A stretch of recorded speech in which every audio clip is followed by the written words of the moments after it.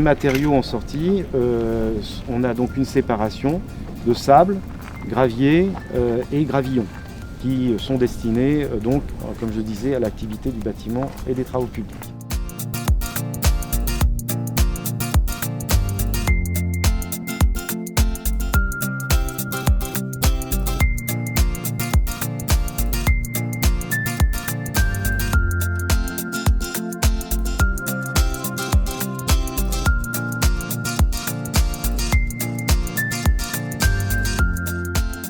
Le programme, c'est qu'est-ce qu'on veut faire, quels sont les enjeux pour le faire et vers quoi on veut aller, qu'est-ce qu'on se donne comme contrainte, comme objectif, de façon à réussir ce travail fait ensemble.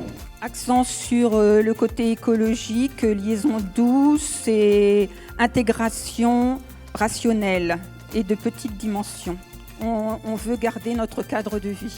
L'attention aux habitants actuels, c'est le soin aux accès au port, puisqu'on veut en faire un lieu de vie, etc. Donc les accès sont à privilégier. Et puis troisième point, son attractivité, donc un soin à l'attractivité. Il faut que ce centre de vie ait des vocations très ouvertes, que ce soit culturelles, pédagogiques, de formation éventuellement, et touristiques. La réserve qu'on a sur la mixité entre ce type d'aménagement industriel et de loisirs. L'importance de l'intégration visuelle du projet et du respect du cadre de vie. Les gens se sont vraiment concentrés sur je vis là et comment j'aimerais que ce soit mieux. Alors sur les intentions, on est exactement dans les intentions que les participants ont, puisque c'est conforter les liens ville, parc, berge, conforter les liens parc d'Achères, port, conforter la continuité des berges. Mais il y a aussi, si vous voulez, toute cette complémentarité de territoire à offrir aux habitants. Les liaisons n'ont d'intérêt que pour ça, en fait. Les propositions qui sont sorties de toutes ces discussions, développer le sentiment d'appartenance de la population envers le fleuve. D'une façon générale, renforcer les loisirs fluviaux sur le territoire. Relancer l'activité sur les berges de l'Oise jusqu'à Pontoise. Guinguettes, restos, permis bateau, des endroits pour passer, les chemins de berge refaits, le chemin de halage, des bateaux de maraîchage. Le chemin de promenade, pour le résident, c'est une vraie valeur ajoutée. Un touriste, c'est pas un aménagement de berge qui va venir. Il va venir parce qu'il va avoir des activités un peu atypiques, des hébergements atypiques tels que la pinégite. Voilà, il faut un plus. C'est la première condition qu'on a mis sur notre réflexion, ne pas oublier la vocation première du port. Que fait-on des petites entreprises actuellement situées particulièrement en bord de Seine? Ce qui est retenu, c'est l'activité BTP, mais on est plutôt favorable à conduire cette activité vers de la diversification, c'est-à-dire pas que du béton, du granulat. Il faut absolument expliquer les phases du projet. Une de nos solutions principales pour lutter contre des possibles pollutions de l'air ou environnementales, c'est dès le début, le port de Paris met dans son cahier des charges des contraintes pour permettre d'avoir le moins de pollution en qualité de l'air ou en sonore. On voudrait connaître aussi le nombre de camions aujourd'hui et combien pendant la phase de chantier et puis pendant l'exploitation.